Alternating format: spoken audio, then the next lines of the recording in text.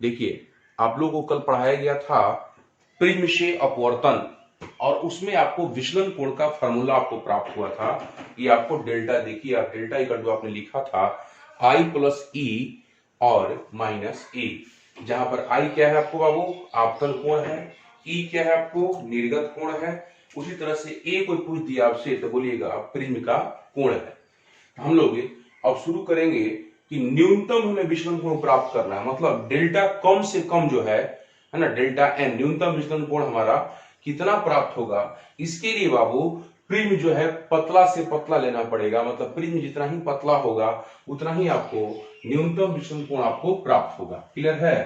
तो हम लोग देखते हैं उसी चीज को, हम ये मिटा रहे हैं। देखिए मिटाने के बाद देखिए ये कल जो हुआ था, इस फॉर्मूला को भी ध्यान रखिएगा, जो मैंने कल फॉर्मूला ऑब्टेन किया था उसी फॉर्मूला को हम लोग देखिए ध्यान से कैसे हमको प्राप्त हो रहा है। देखिए अब ध्यान से, और ये टेस्ट में भी रहेगा जो मैं बता रहा हूं आपको, इसको लिख लीजिए पहले।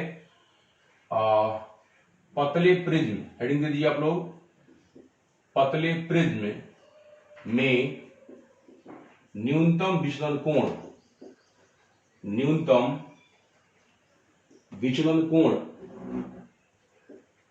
न्यूनतम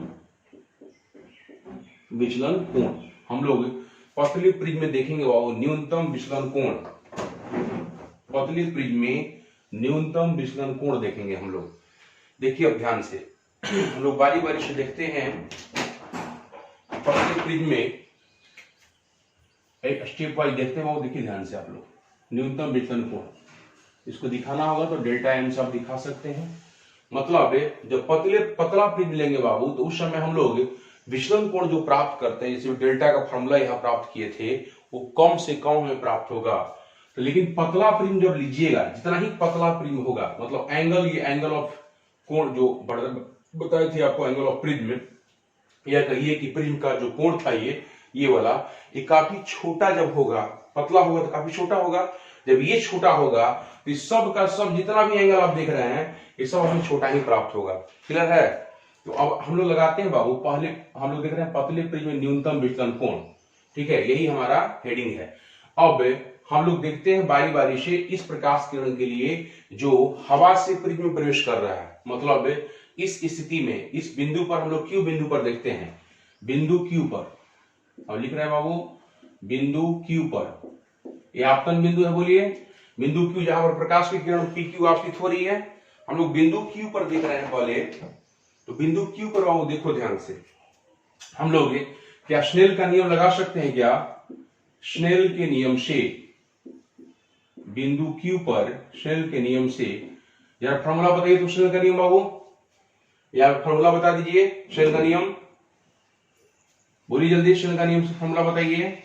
साइन आई अपॉन, यहां से देखिएगा ये जो एंगल है ये R1 है, sine I upon sine R1, sine I upon sine R1 equal to constant होता है, कांस्टेंट। तो कांस्टेंट का मतलब क्या हुआ? दूसरे माध्यम का पहले माध्यम के सापेक्ष अपवर्तनांक बताएं आपको, n21, यहां पर n21 का मतलब ये कांच का अपवर्तनांक, यदि हम कांच का अपवर्तनांक n मान ले बाबू, यहां पर कांच का अपवर्तनांक यदि n मान लिया जाए, कांच का अपवर्तनांक यदि n मान लिया जाए, अब देखिए हम अपवर्तनांक के पदों में हम लोग व्यक्त करने जा रहे हैं। हवा का अपवर्तनांक कितना होता है? हम n2 बराबर मान रहे हैं, कांच का अपवर्तनांक n मान रहे हैं जैसे पहले माने थे, और यहां पर n1 बराबर मान रहे हैं 1, क्योंकि ये हवा है। हवा के लिए, ठीक है, एयर के लिए आपको अपवर्तनांक होता है 1, और कांच का अपवर्तनांक मान रहे हैं हम n, तो n21 है, इसका मतलब n2 बाई n1, तो हम लोग क्या लिखेंगे, n अपॉन 1, दूसरे माध्यम का पहले माध्यम के सापेक्ष अपवर्तनांक। इसका अपवर्तनांक हम लोग कांच का माने हैं n, और हवा का अपवर्तनांक सब लोग जानते हैं कि 1 होता है, निरपेक्ष अपवर्तनांक 1, और इसका हम लोग n माने हैं तो n बटा 1 होगा। अब चूंकि बाबू प्रिज्म पतला है, हम लोग हेडिंग ये दिए हैं पतले प्रिज्म, तो पतले प्रिज्म के लिए, पतले प्रिज्म के लिए हम लोग कह सकते हैं बाबू, पतले प्रिज्म के लिए ये जो एंगल होगा I R1, सारे एंगल, सभी एंगल क्या होंगे, छोटे होंगे। पतले प्रिज्म के लिए सभी कोण काफी छोटे होंगे, और जब काफी छोटे होते हैं बाबू, तो मैंने आपको लिखवाया है ये चीज, काफी छोटे होंगे तो मैंने आपको ये लिखवाया है ये चीज बाबू। ये छोटे होते तो साइन आई यदि है तो साइन को हटाकर हम सिर्फ आई लिख सकते हैं, तो हम लोग लिख रहे हैं बाबू आई और डिवाइड बाई यहां से R1 divide by R1। Sign हटा दिए दोनों में, साइन साइन हट गया, बच गया I by R1 equal to इधर क्या मिलेगा हमें n बाई 1। ठीक है, जो इधर लिखे थे n बाई 1 क्रॉस मल्टीप्लिकेशन कर दीजिए, I क्या मिलेगा हमें, I इक्वल टू मिलेगा n इंटू R1। ठीक है, I इक्वल टू आपको n इंटू R1। ठीक, इस फॉर्मूला पे हम लोग जा रहे हैं, ध्यान दीजिएगा। हम लोग जो फॉर्मूला लिखे थे वो delta equal to I plus E और इन माइनस ए लिखे थे। ठीक है, इस फॉर्मूला पे हम लोग पहुंच रहे हैं, लेकिन इसी फॉर्मूला में हम लोग पुट करेंगे। तो पहले हमको I मिल गया, I हम लोग उसमें पुट करेंगे, दूसरा I n R1 हमें मिल गया है। अब इसी तरह से I के बदले हमको E पर काम करना है। तो E पर काम कैसे होगा, ध्यान दीजिए। अब हम लोग बिंदु R पर देखेंगे, इस बिंदु पर देखिए ध्यान से। अब यहां से प्रकाश किरण कांच से हवा में जा रही है, तो फिर हम लोग शेल नियम लगाएंगे बिंदु R पर। मतलब ये भी बिंदु क्या आपतन बिंदु है इस किरण के लिए, क्यूआर के लिए। ठीक है, पुनः बिंदु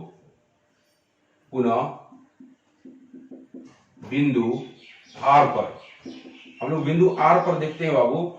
बिंदु R पर बताइए जरा हमको, बिंदु R पर देख रहे हैं, ये आपतित किरण है, ये वाला, ये किरण जो दिखाए थे हम कल भी QR, और ये बाहर निकल रही है RS के रूप में। तो R पर जरा बताइए, हम फिर स्नेल का नियम लगा रहे हैं बिंदु R पर, स्नेल के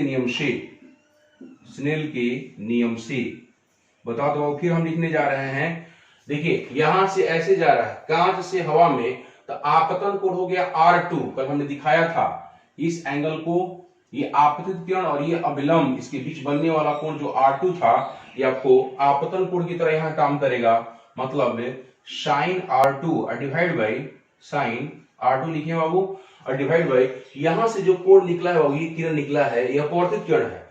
इस बिंदु के लिए अपवर्तित किरण यदि होगा तो ये कौन सा कोण होगा, अपवर्तन कोण होगा। मतलब अपवर्तन कोण के स्थान पे क्या आएगा, साइन E, यहां बदल रहा है, देखिए ये अविलंब और ये जो कोण है बाबू, ये हो गया निर्गत कोण, इक्वल टू यहां से हम लोग लिखेंगे, इधर देखिए, इधर क्या है, हवा है, इधर भी हवा है, इसका अपवर्तनांक कितना होगा, यदि हम लोग इसका n1 लिए थे 1।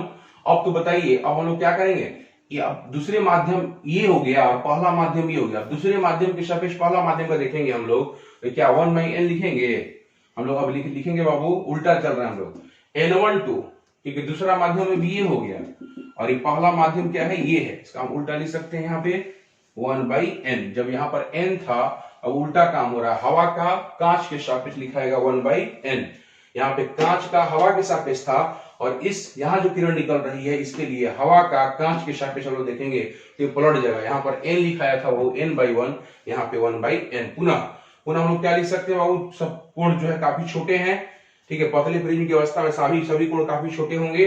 फिर हम लिख सकते हैं क्या, यहाँ पर देखिए तो ध्यान से, R2/E हम लोग इधर देख लेते हैं, चलिए यहाँ पर देख लेते हैं। देखिए इस कोण को हम लोग छोटा कर रहे हैं बाबू, तो बताइए क्या लिखेंगे, साइन R2 है तो साइन को हटा देते हैं हम सीधे, एंगल काफी छोटा है तो R2 डिवाइड बाई, फिर साइन हटाते हैं, यहाँ डिवाइड बाई E हो जाएगा, इक्वल टू 1/n। क्लियर है, यहां से फिर क्रॉस मल्टीप्लीकेशन कीजिए, आपको क्या मिलेगा, E equal to n into R2 मिलेगा। ठीक है, E equal to n into R2। अब ये जो समीकरण है बाबू, delta equal to I plus E, उसमें हम लोग इस दोनों को पुट कर रहे हैं, I equal to n into R1 और E equal to n into R2। ये दोनों को इसमें पुट करेंगे, हमको डेल्टा मिलेगा। नाउ अब हम लोग डेल्टा लिख रहे हैं, delta equal to I plus E और माइनस A। अब इसी में I ही दोनों पुट कर, I यहां से मिला हमें nR1, delta equal to nR1 और प्लस E के स्थान पे R2, nR2। ठीक है, nR2। हाँ, पतले प्रिज्म की अवस्था में हम लोग पतले प्रिज्म की बात कर रहे हैं। पतले प्रिज्म के लिए कोण क्या हो जाएगा, वो न्यूनतम हो जाएगा। क्या हो जाएगा, हम लोग यही पे लिख देते हैं डेल्टा m, हम लोग ये डेल्टा m मतलब मिनिमम। ठीक है, पतले प्रिज्म के लिए डेल्टा जो है बाबू, डेल्टा m बन जाएगा, मतलब न्यूनतम विचलन कोण। तो delta m equal to nR1 plus nR2। ठीक है, ये हम लोग एक साथ रख दिए इस फॉर्मूला में। देखिए I प्लस E के फॉर्मूला में, अब माइनस क्या हो जाएगा A, तो डेल्टा m का देखिए फॉर्मूला, ये टेस्ट में रहेगा, ध्यान रखिएगा इस चीज को। एन कॉमन लेते हैं बाबू, क्या हो जाएगा R1 प्लस R2 माइनस ए। अब जरा बताइए, कल ही हम लोग प्राप्त किए थे कि R1 प्लस R2 जो होता है ये प्रिज्म के कोण के बराबर आता है। इसके स्थान पे ये लिखे थे हम लोग, ए लिखे थे, पहले आया था R1 प्लस R2, उसी को हमने ए लिखा था। तो बताइए लास्ट में लिख रहे हैं डेल्टा एम, इसको लिख रहे हैं एन इंटू ए, R1 प्लस R2 के स्थान पे माइनस ए। कल ये देख लीजिए, ये ए जो यहाँ लिखाया है बाबू R1 प्लस R2 के बदले ही लिखाया है। अब ए कॉमन हो जाएगा तो क्या बचेगा, N minus one into A. यही न्यूनतम विकर्ण कोण के लिए फॉर्मूला हो गया, delta M equal to N minus one और इंटू ए। ये टेस्ट पॉइंट ऑफ व्यू से भी इंपॉर्टेंट है, इसको आप ध्यान रखिएगा, ठीक है, नोट कीजिए। ये न्यूनतम विचलन कोण का फॉर्मूला हुआ। डायग्राम फिर से नहीं बनाना है आपको, डायग्राम फिर से नहीं बनाना है, बस ये टॉपिक लिखकर बस इतना उतार लीजिए, इधर डायग्राम पे काम नहीं करना। हाँ, समझने के लिए इस बिंदु Q पर हमने स्नेल का नियम दो बार लगाया है, एक बिंदु Q के लिए और फिर बिंदु R के लिए, ठीक है। मैं एक बार फिर से रिपीट कर दूंगा, पहले आप इसको उतारिए फटाफट, जल्दी से उतारिए।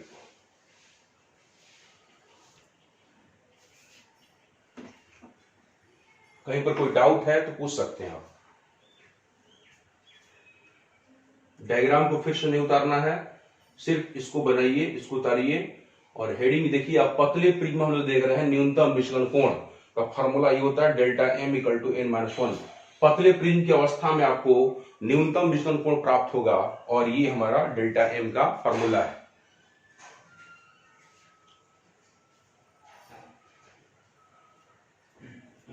किसी को कहीं पर डाउट होगा यदि तो आप पूछ सकते हैं, मैं आपको मौका दूंगा।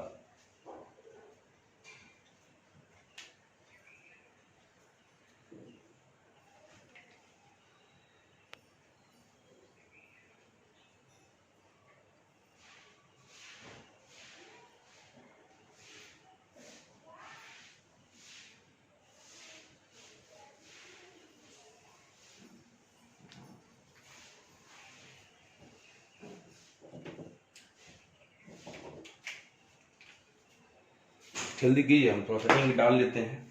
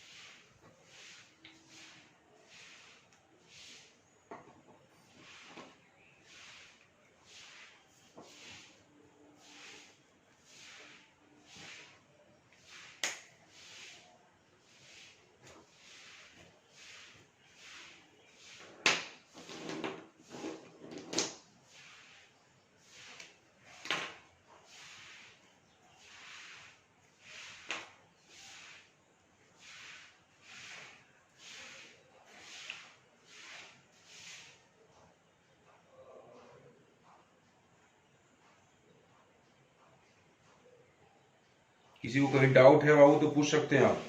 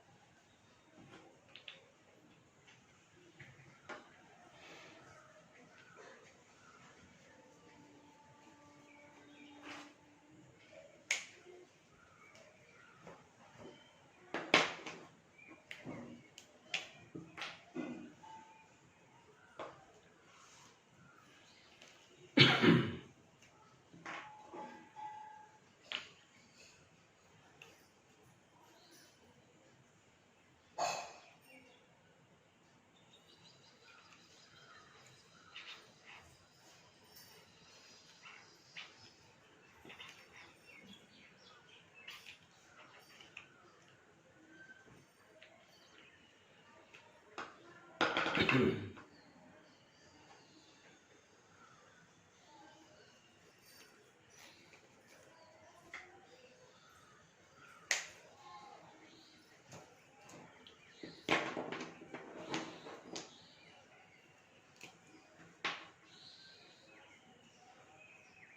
गए बाबू, उतार लिए? हाँ सर। चलिए हम लोग अब आगे देखते हैं। हम लोग देखते हैं वो प्रकाश का वर्ण विक्षेपण। प्रिज्म से जो है प्रकाश का हम लोग वर्ण विक्षेपण देखने जा रहे हैं। प्रिज्म में ही देखना है आपको। चलिए नेक्स्ट टॉपिक जो है वेरी वेरी इंपॉर्टेंट, लिखिए आप, प्रकाश का, प्रिज्म में प्रकाश का वर्ण विक्षेपण।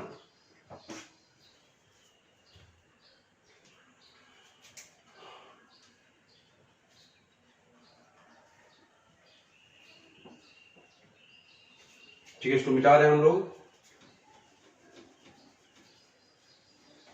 सर एक बार समझा दीजिए। हाँ समझा दे रहे हैं। देखो यहाँ पे हमें एक बार प्रिज्म में प्रवेश करते समय और दूसरी बार निकलते समय ये दो चीजों पर हमें काम करना है। जब प्रकाश किरण प्रवेश कर रहा था प्रिज्म में बिंदु Q पर, ये आपका आपतन बिंदु था, तो हम लोग वहां पर शेल का नियम दो बार लगाए हैं। एक Q पर लगाए हैं, दूसरा बार निकलते समय मतलब बिंदु R पर। R भी आपतन बिंदु है, ये भी आपतन बिंदु है, इसमें प्रवेश करते समय, ये निकलते समय। तो शेल का जब नियम लगाएंगे तो आपतन कोण जो है I के रूप में था तो साइन I लिखा हमने, और जो अपवर्तन कोण था वो R1 था तो साइन R1 लिखा। क्योंकि आप पढ़े हैं कि आपतन कोण की ज्या और अपवर्तन कोण की ज्या का अनुपात हमेशा के नियतांक होता है, और ये नियतांक जो होता है वास्तव में दूसरे माध्यम का पहले माध्यम के सापेक्ष क्या होता है, वो सापेक्षिक अपवर्तनांक होता है। इसको हम लिखे थे n2/n1 इक्वल टू n/1। इस हम लोग पतले प्रिज्म के लिए देख रहे हैं, सभी कोण काफी छोटे होते हैं। जब पतले प्रिज्म की हम बात करेंगे तो सारे कोण हमारे क्या होंगे, छोटे होंगे। इस आधार पे साइन I के स्थान पर हम लोग क्या लिखेंगे, I लिखेंगे। साइन R1 के स्थान पर क्या लिखेंगे, R1 लिखेंगे, इक्वल टू n/1। यदि क्रॉस मल्टीप्लीकेशन यदि हम लोग करें तो क्या मिलेगा हमें, I equal to n into R1। अब पुनः बिंदु R पर हम लोग देख रहे हैं इसी चीज को, तो फिर से स्नेल नियम लगा रहे हैं बाबू, तो क्या होगा, आपतन कोण की ज्या अपवर्तन कोण की ज्या के अनुपात जो होता है कांस्टेंट होता है। तो यहाँ पर आपतन कोण के रूप में है R2, और जो अपवर्तन कोण है वो आपका E के रूप में है। क्या लिखेंगे हम लोग, 1/n। यहाँ से फिर से लिख रहे हैं R2/E, इसको हम हटाए, साइन को हटाकर क्या लिखेंगे, R2/E equal to 1/n, E equal to nR2। और ये जो दो चीज मिला हमें, एक I और E, इसको हम इसी फॉर्मूला में जो कल आपको प्राप्त किया गया था, जब इसे पुट करेंगे पतले प्रिज्म के लिए डेल्टा जो होता है वो डेल्टा M बन जाएगा। यहाँ पर मतलब न्यूनतम विचलन कोण जो टॉपिक का नाम था डेल्टा M बन जाएगा। तो हमें क्या बचेगा, यहाँ पर nR1 पुट करेंगे, यहाँ से nR1 I के स्थान पर और E के स्थान पे nR2, और यहाँ से कॉमन लेंगे तो बचेगा अंदर में R1 plus R2 minus A। और कल हमने बताया है कि यही R1 प्लस R2 क्या होता है, A होता है, मतलब ये प्रिज्म का कोण, इसके स्थान में हमने लिखा था कल n into A minus A। यहाँ से n-1 A कॉमन लीजिएगा तो n-1 और इंटू A होगा, तो न्यूनतम विचलन कोण आपको क्या प्राप्त होगा, n-1 इंटू A। क्लियर है? अब हम लोग नेक्स्ट टॉपिक की ओर बढ़ रहे हैं। लिखिए, प्रिज्म से प्रकाश का वर्ण विक्षेपण,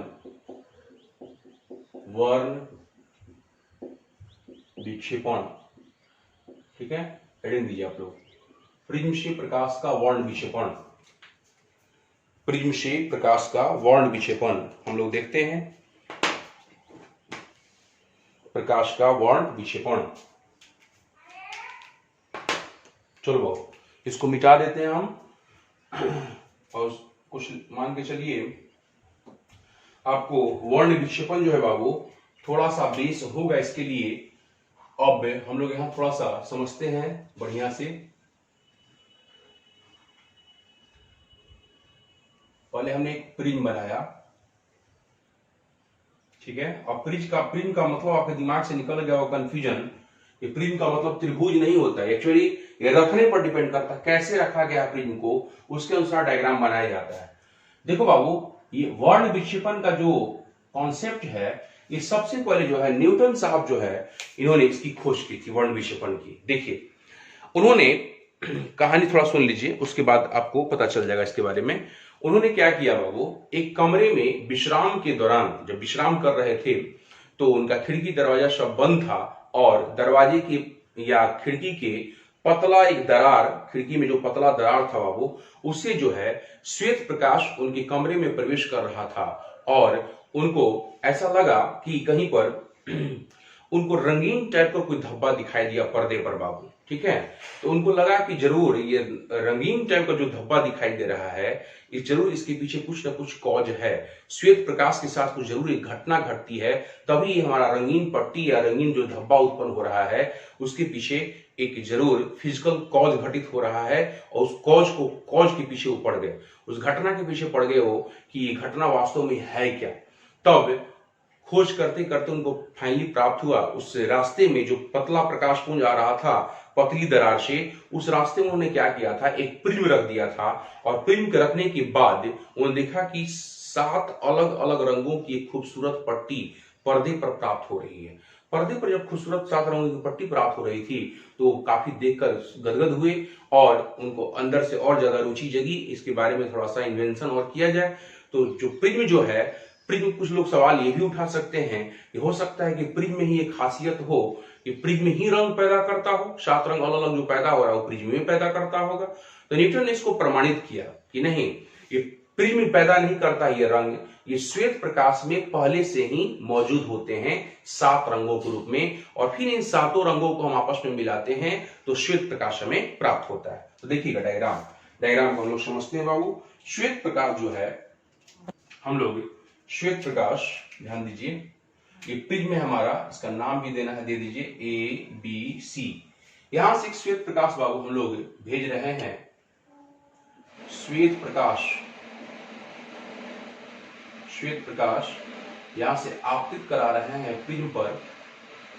इसी के बारे में बोला गया कि जब ये प्रकाश जो है प्रिज्म पर आपतित होता है तो 7 अलग अलग रंगों में यहीं से विभक्त होना शुरू हो जाता है। यहाँ पे 2 तरह की घटना घट रही है, एक अपवर्तन होगा और दूसरा होगा बाबू वर्ण विक्षेपण।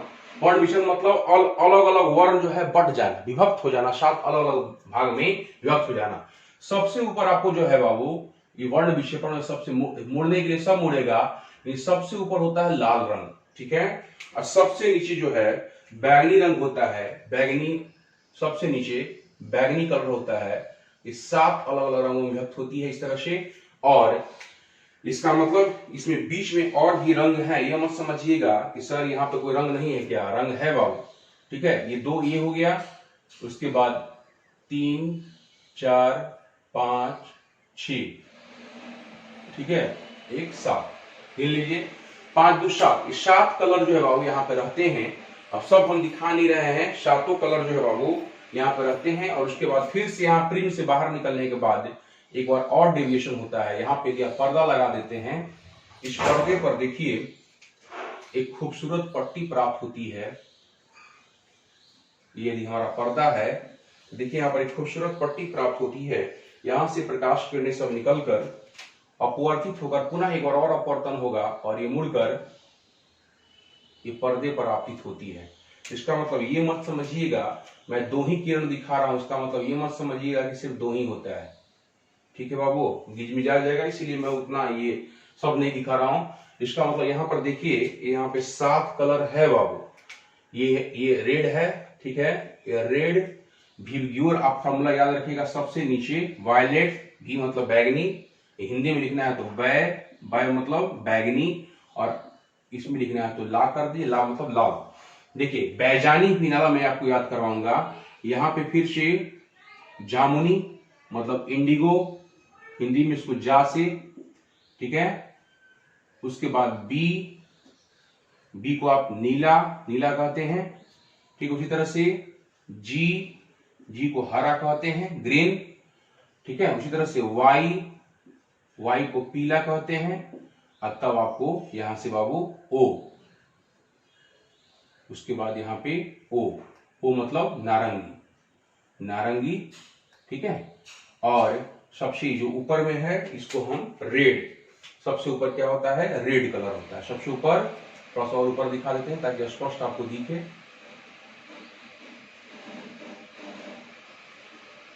ठीक है। देखिए ये रेड कलर जो है सबसे ऊपर, ये लाल, क्लियर है, ये बैगनी, सबसे नीचे बैगनी, और ये सब शॉर्टकट लिखा हुआ है सब, जामुनी, नीला, हरा, पीला, नारंगी।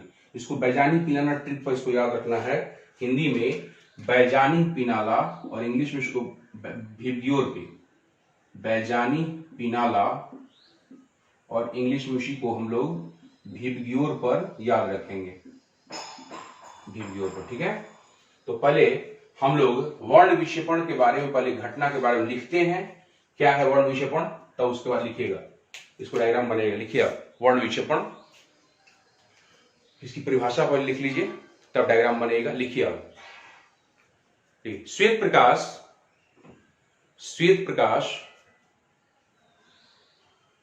श्वेत प्रकाश जब किसी प्रिज्म पर आपतित होती है, श्वेत प्रकाश जब किसी प्रिज्म पर आपतित होती है, तब तब तब वहां पर अपवर्तन के साथ,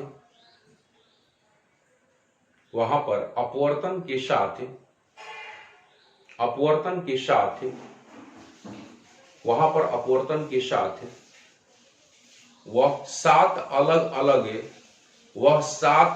अलग रंगों में, वह सात अलग अलग रंगों में, सात अलग अलग रंगों में विभक्त हो जाती है, सात अलग अलग रंगों में विभक्त हो जाती है, सात अलग अलग रंगों में विभक्त हो जाती है। इस घटना को प्रकाश का वर्ण विक्षेपण, इस घटना को प्रकाश का वर्ण विक्षेपण, इस घटना को प्रकाश का वर्ण विक्षेपण कहा जाता है। इस घटना को प्रकाश का वर्ण विक्षेपण कहा जाता है। इस घटना को प्रकाश का वर्ण विक्षेपण कहा जाता है। सर फिर से बोल दीजिए एक बार। लिखिए, जब श्वेत प्रकाश किसी प्रिज्म पर आपतित होता है, श्वेत प्रकाश जब किसी प्रिज्म पर आपतित होता है, तब वहां अपवर्तन के साथ, तब वहां अपवर्तन के साथ वह सात अलग अलग रंगों में, अपवर्तन के साथ सात अलग अलग रंगों में विभक्त हो जाती है, सात अलग अलग रंगों में विभक्त हो जाती है, सात अलग अलग रंगों में विभक्त हो जाती है, विभक्त हो जाती है। इस घटना को प्रकाश का वर्ण विक्षेपण, इस घटना को प्रकाश का वर्ण विक्षेपण कहा जाता है। इस घटना को प्रकाश का वर्ण विक्षेपण कहा जाता है।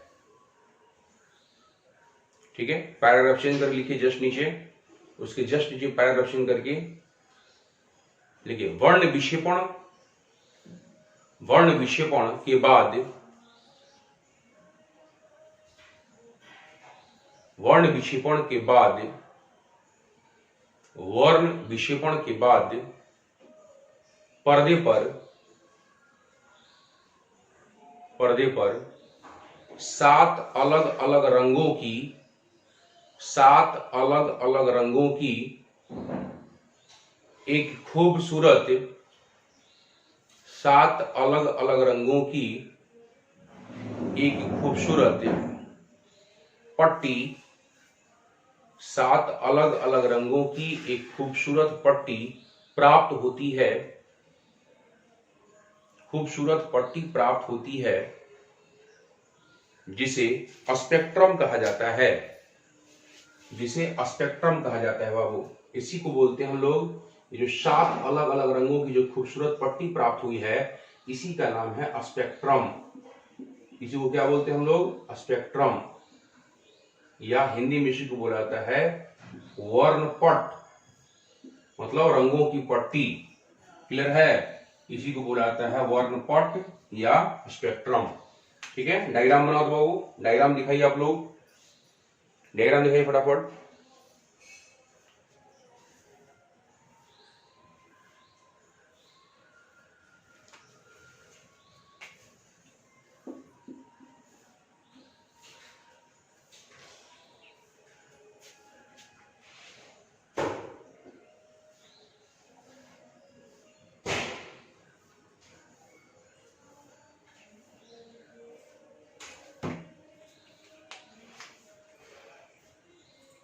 सब लाइन खींचने की जरूरत नहीं है, आप सातों रंग दिखा दीजिएगा तो हो जाएगा, काम चल जाएगा।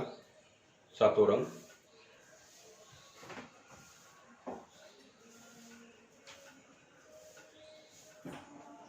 इधर वाला मिटा दे रहे हैं, इधर वाला तक मिटा दे रहे हैं बाबू।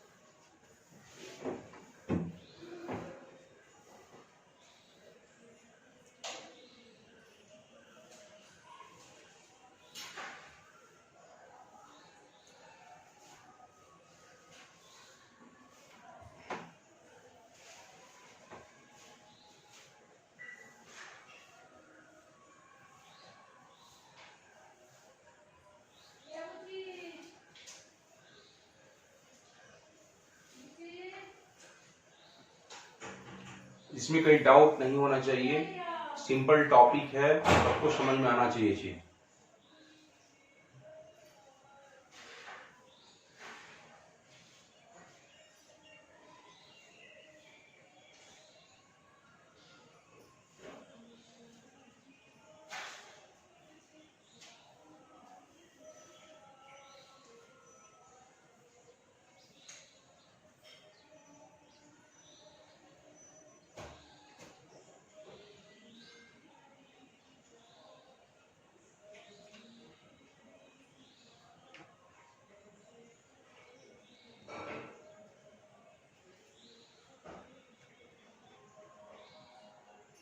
हो जाएगा तो बोलिएगा बाबू, जब हो जाएगा तो कहिएगा।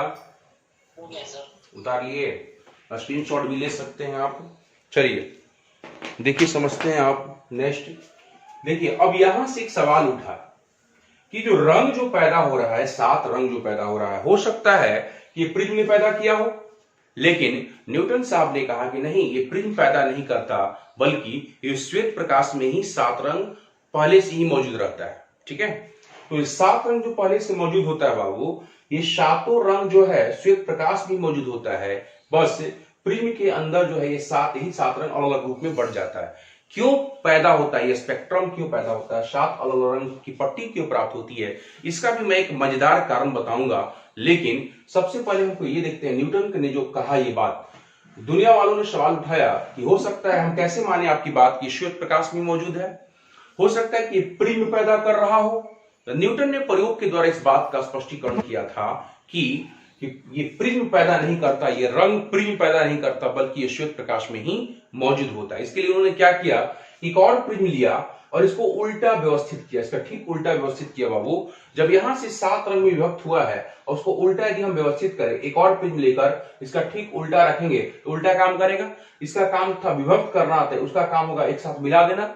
और सही में बाबू एक साथ मिलाकर जो है अगले उसके आगे वाले भाग में श्वेत धब्बा जो है प्राप्त होता है, मतलब श्वेत रंग पैदा होता है, या कहिए कि आपको श्वेत प्रकाश पैदा होता है। ठीक है, इसका मतलब यदि ये 7 रंग से श्वेत प्रकाश नहीं मिला होता या नहीं बना होता तो फिर श्वेत प्रकाश नहीं मिलता, बल्कि ये रंग ही यदि पैदा करता है, प्रिज्म ही रंग पैदा करता है, तो फिर हमें रंगीन ही प्राप्त होता, रंगीन पट्टी ही प्राप्त होता। क्लियर है? तो लिखिए, नहीं लैंग्वेज लिखिए तो बाबू, पहले लैंग्वेज लिखिए, उसके बाद मैं डायग्राम फिर से बनाऊंगा। लिखिए, जस्ट निकली डायग्राम की जस्ट नहीं लिखिए। न्यूटन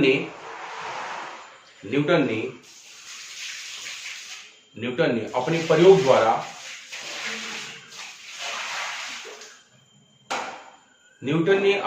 द्वारा इस तथ्य को प्रमाणित किया कि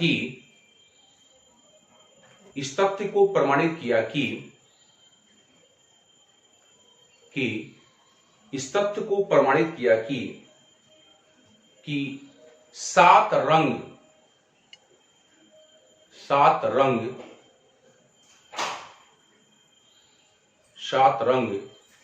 ये श्वेत प्रकाश में ही मौजूद होते हैं। श्वेत प्रकाश में ही मौजूद होते हैं, श्वेत प्रकाश में ही मौजूद होते हैं, न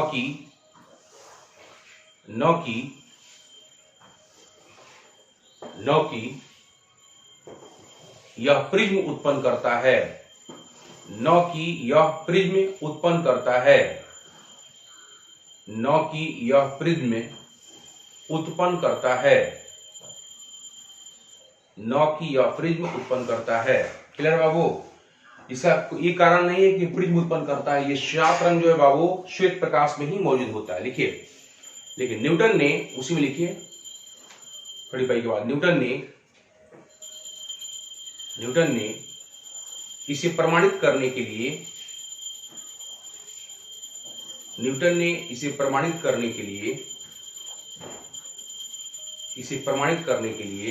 एक और प्रिज्म लेकर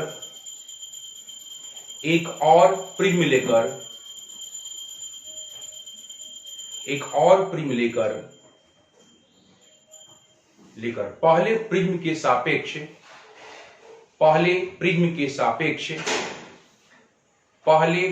सापेक्ष उल्टा व्यवस्थित किया, पहले प्रिज्म के सापेक्ष उल्टा व्यवस्थित किया, पहले प्रिज्म के सापेक्ष उल्टा व्यवस्थित किया, पहले प्रिज्म के सापेक्ष उल्टा व्यवस्थित किया, और यह पाया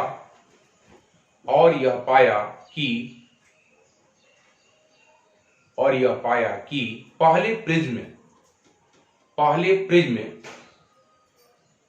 पहले प्रिज्म से प्राप्त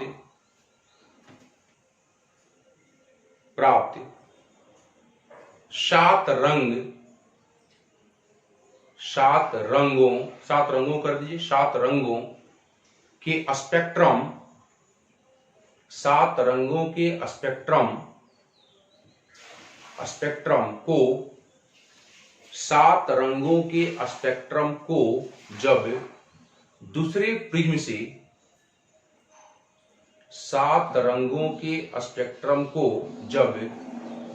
प्रिज्म से गुजारा जाता है, तब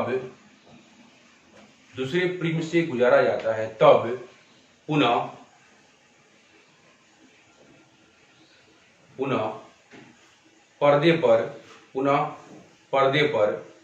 श्वेत धब्बा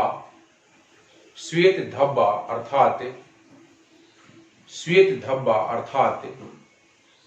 प्रकाश प्राप्त होता है, श्वेत धब्बा अर्थात श्वेत प्रकाश प्राप्त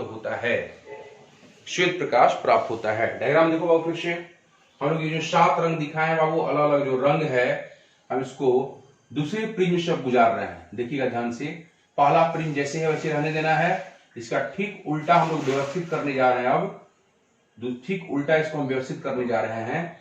7 रंगों का जो स्पेक्ट्रम प्राप्त हुआ था, एक और प्रिज्म लेकर प्रयोग हो रहा है बाबू, और इसके आधार पर ये पता चलेगा कि प्रिज्म रंग उत्पन्न नहीं करता, बल्कि श्वेत प्रकाश स्वयं पैदा करता है। देखिएगा ध्यान से,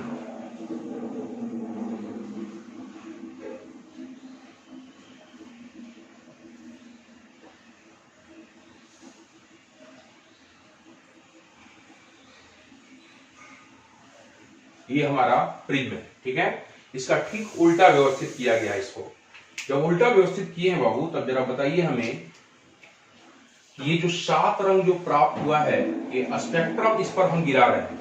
7 रंगों का जो स्पेक्ट्रम था, इस पर हम आपतित करा रहे हैं। ये 7 रंगों का स्पेक्ट्रम इस पर आपतित हो रहा है। तो बताइए यहां से, क्या फिर से इसको उल्टा रखा गया है, इसका उल्टा काम करेगा? इस प्रिज्म ने क्या किया, ये पहला प्रिज्म जो था, एबीसी नाम रख दिया, इसका नाम रखते हैं PQR, ठीक है। ये पहला प्रिज्म था बाबू, और ये दूसरा प्रिज्म है। जब इसने क्या किया कि 7 श्वेत प्रकाश को 7 अलग अलग रंगों में व्यक्त किया, और इसको उल्टा हमने रखा है, तो उल्टा काम करेगा। इसका काम था व्यक्त करना, और इसको क्या करेगा, एक साथ समाहित कर देगा, सबको मिलाएगा, और सबको मिलाए के बाबू देखिए दूसरी तरफ जो है हमें श्वेत धब्बा के रूप में प्राप्त होगा। यहां से फिर अपवर्तन की क्रिया, ऊपर में रेड, इसका मतलब ये मत समझिएगा कि सिर्फ 2 ही रंग है और सब रंग नहीं दिखा रहे हैं। यहां से अपवर्तित होकर ये बाहर निकलने पर बाबू यहाँ पे श्वेत धब्बा ही पर्दे पर श्वेत प्रकाश प्राप्त होता है। सब मिल गया, मतलब ये सातों मिला बाबू रंग। यहां पर कहने का मतलब ये है कि रेड था यहाँ पे, ये लाल था, नीचे वायलेट था, और इसके बीच में मैंने आपको दिखाया था ये आई है, उसी तरह से ये बी है, उसी तरह से ये जी है, उसी तरह से ये वाई है, उसी तरह से ओ है। ये सातों रंग है इसमें, ये सातों रंग आपस में मिलेंगे तब आपको यहाँ पे श्वेत प्रकाश प्राप्त होता है। ये अपने आप इस बात को प्रूफ कर दिया कि ये प्रिज्म नहीं पैदा करता, बल्कि ये सातों रंग जो है श्वेत प्रकाश में पहले से मौजूद होता है। तभी तो ये सातों रंग जो विभक्त हुआ था फिर आपस में मिलकर फिर श्वेत बना दिया। नहीं होता है, यदि श्वेत प्रकाश में प्रिज्म रंग पैदा होता तो ये घटना नहीं घटती। ये जो 7 रंग मिलकर आपस में श्वेत प्रकाश प्रदान कर रहा है, ये घटना आपको नहीं घटती, मतलब फिर से आपको कोई रंग ही पैदा होता है, ठीक है। लेकिन ये उल्टा रखने के कारण फिर से श्वेत प्रकाश हमें प्राप्त हुआ। ये अपने आप में इस बात को प्रमाणित कर रहा है कि सातों रंग श्वेत प्रकाश में ही उत्पन्न होता है, श्वेत प्रकाश में ही मौजूद होता है, ठीक है। तो ये अपने आप में न्यूटन साहब का ये प्रयोग था, प्रमाण था। अब हम लोग इसके बाद बहुत इंटरेस्टिंग टॉपिक ये, आखिर वर्णपट जो है, रंगीन पट्टी जो प्राप्त हुआ था 7 रंगों का, ये क्यों प्राप्त होता है, इसके बारे में हम आपको थोड़ा सा इंटरेस्टिंग चीज बताऊंगा। और इसको उतार दीजिए, डायग्राम बनाइए जस्ट नीचे उसके, इसको आप याद रखिएगा। इसी ट्रिक पर इंग्लिश में आपको याद रखना होगा, इस पर याद रखिएगा। बैजानी पिलाना, और इंग्लिश बोलते हैं इसको विबग्योर। बैजानी पिनाला में सारा रंग याद रहेगा आपको, बैगनी, जामुनी, नीला, हरा, पीला, नारंगी और लाल। इसको इंग्लिश में बोलते हैं violet, indigo, blue, green, yellow, orange और रेड, ठीक है। नहीं आपको पता चल रहा है तो अलग अलग मैं लिख देता हूं। ये बैगनी है बाबू, ये जामुनी है, ठीक है। उसी तरह से ये नीला, ये आपको नीला है, ठीक है। उसी तरह से ये आपको हरा है, फिर पीला है, नारंगी है और ये लाल है। 4, 3, 7 रंग, ठीक है। शॉर्टकट उसको याद रखिएगा, बैजानी पिनाला से।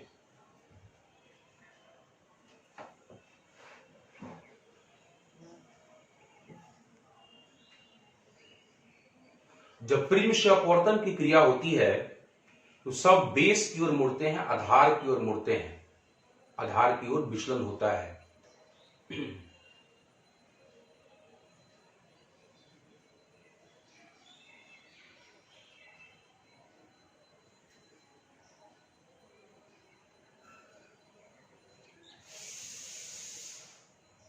कहीं पर कोई डाउट लगे पूछ लीजिएगा आप, मैं फिर से समझा दूंगा।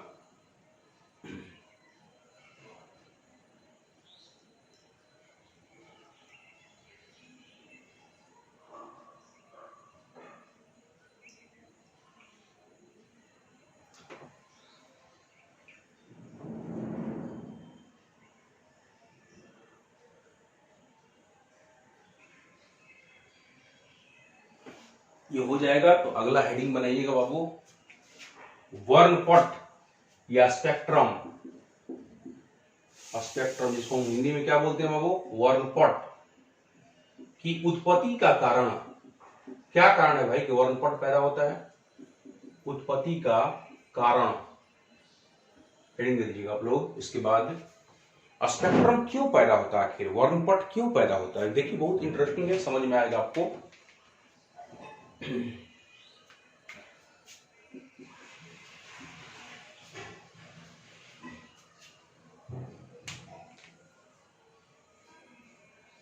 दिखा दीजिएगा, ऊपर में रेड, बीच सबसे नीचे वायलेट, और बीच में और भी कलर सब रहते हैं। खाली लाइन खींच दीजिएगा, उससे समझ में आएगा आपको। हाँ 7 रंग हैं यहां पर, हो जाएगा तो बोलिएगा।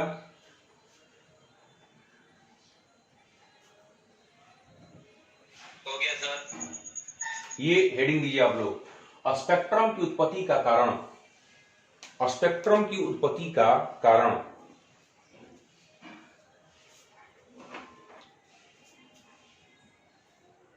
स्पेक्ट्रम की उत्पत्ति का कारण हम लोग देखेंगे। स्पेक्ट्रम क्यों पैदा होता है, आखिर वर्णपट क्यों पैदा होता है, इस चीज को समझेंगे कि स्पेक्ट्रम क्यों पैदा होता है।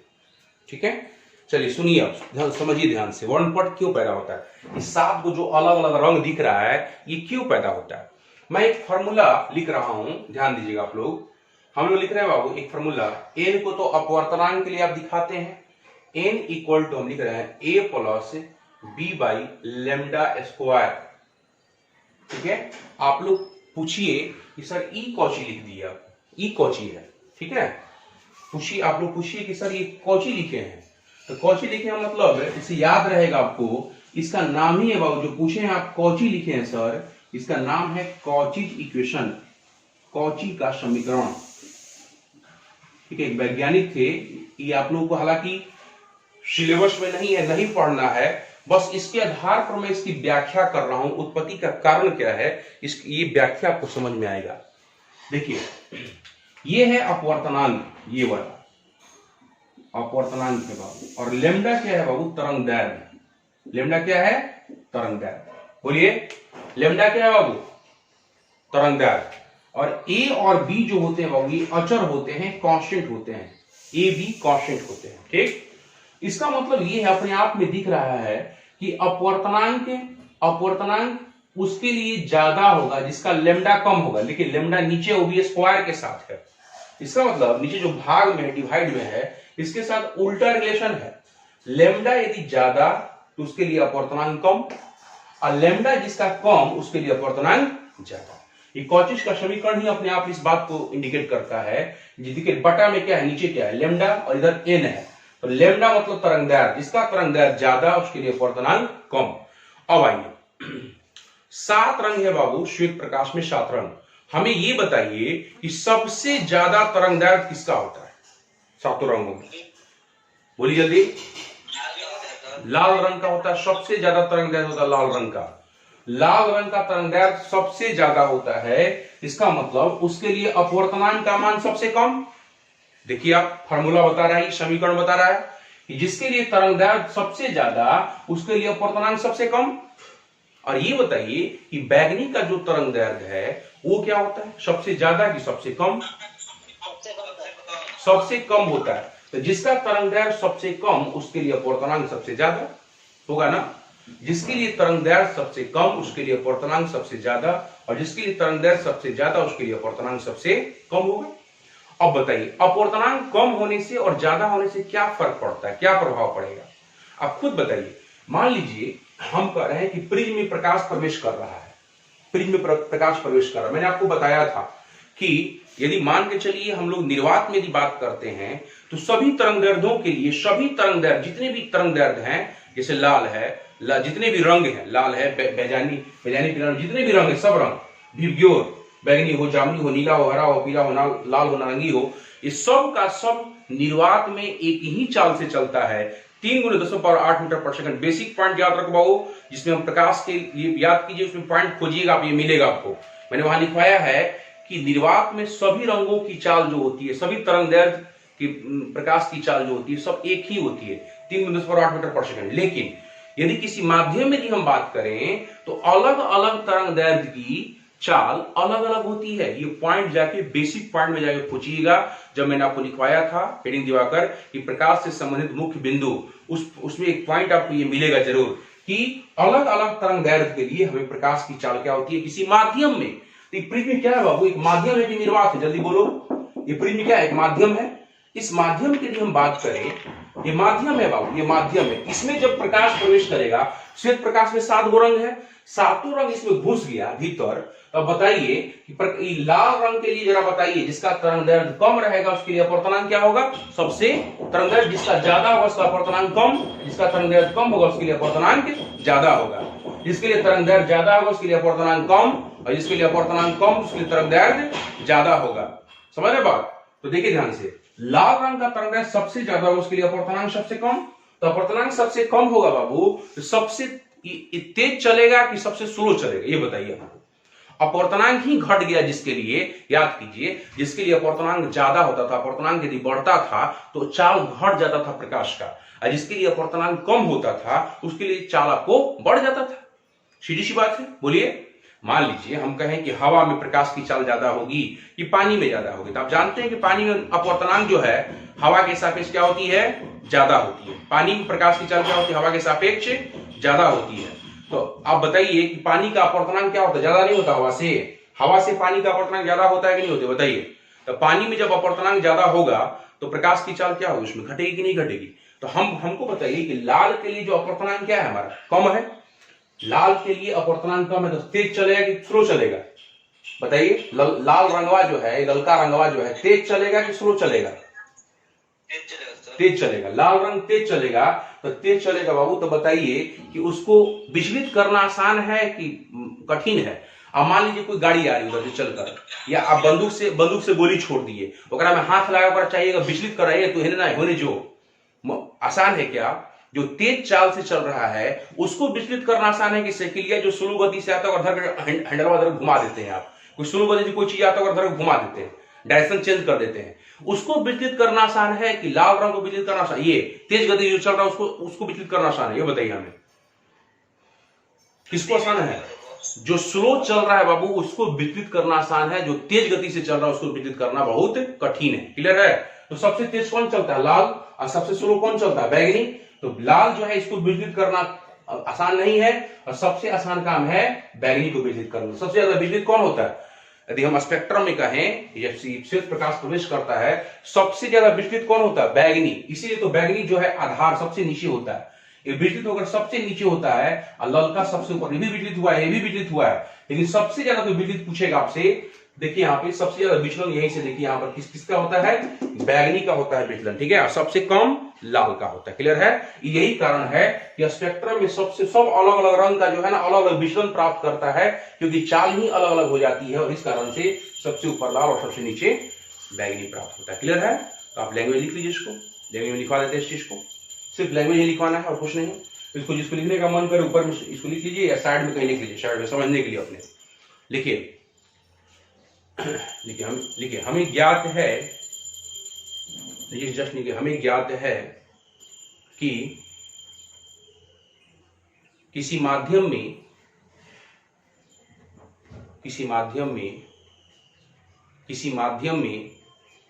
अलग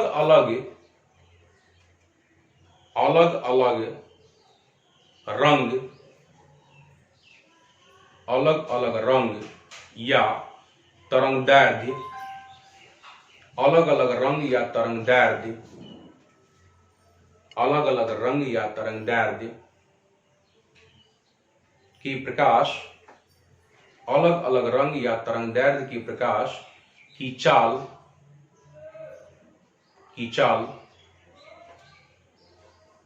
अलग अलग होती है,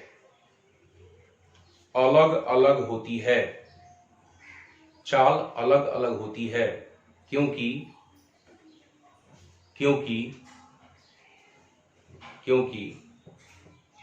इनके लिए उस माध्यम में अपवर्तनांक भी अलग अलग होता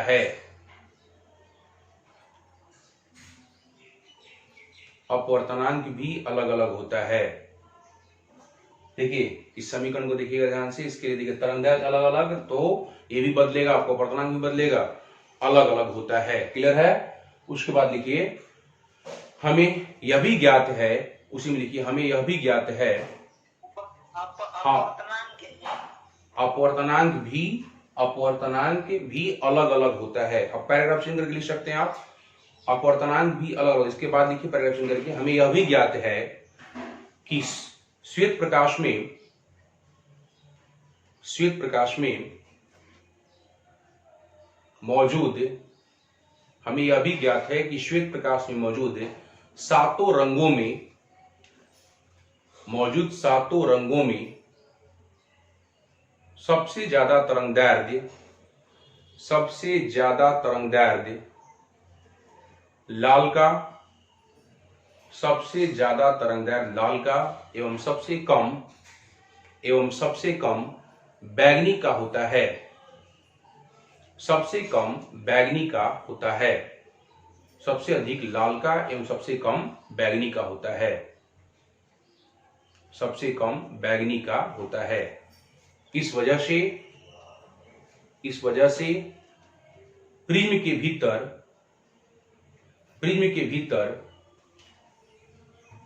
भीतर लाल रंग की प्रकाश की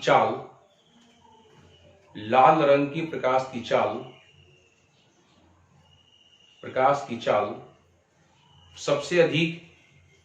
सबसे अधिक एवं बैंगनी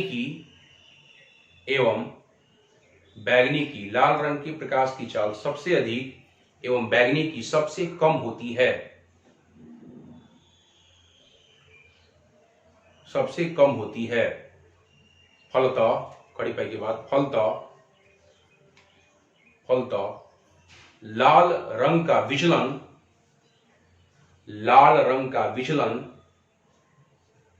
सबसे कम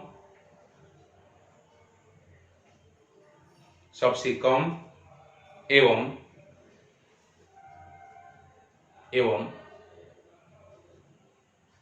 बैंगनी का विचलन सबसे अधिक होने के कारण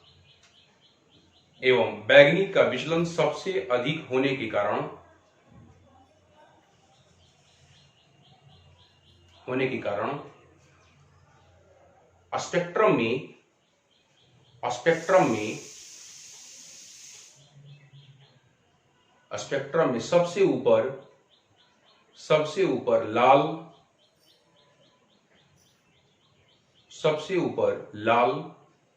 एवं सबसे नीचे बैंगनी होता है। स्पेक्ट्रम में सबसे ऊपर लाल एवं सबसे नीचे बैंगनी होता है। इस प्रकार लास्ट लाइन लिखिए। लास्ट लाइन सबसे इस प्रकार प्रिज्म द्वारा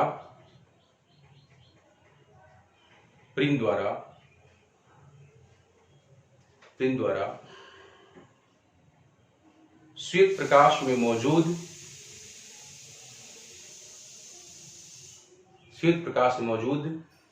सातों रंगों को विभक्त करके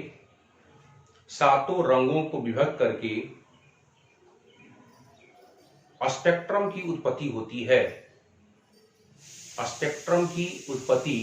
है। 7 रंगों में विभक्त करके स्पेक्ट्रम की उत्पत्ति होती है। ठीक है, आज का लेक्चर बस यहीं तक बाबू। मिलते हैं नेक्स्ट वीडियो लेक्चर में। जय हिंद। हाँ सर। खुश रहिए बाबू।